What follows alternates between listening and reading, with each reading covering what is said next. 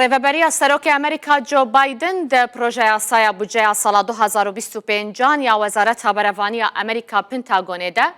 داخوازە 528 ملیۆن و 699 هزار دۆلاران ji بۆ hêzên ewlekariyê yên Herêma Kurdistan, Iraq, Rojavayê Kurdistan û Sûriyê kirine. Li gorî zanyariyên tora medyaya Rûdawê, Amerîka ji wan 528 ملیۆن و 699 هزار دۆلاران ku rêveberiya Biden pêşniyaz kiriye, daxwaz kiriye, zêdetirî 308 ملیۆن دۆلار ji bo hêzên pêşmerge û artêşa Iraqê ne. Proje yasaya budceyê wê ji bo Kongresê bêşandin, piştî pêdeçûnê ji aliyê Komîteyên Peywendîdar û Pejrandina wê ji aliyê her du encûmenên Amerîka, Encûmena Nûneran û Encûmena Pîran, wê pişt re bêvegerandin ji bo serokê Amerîka ji bo ku îmzeya xwe li ser bike.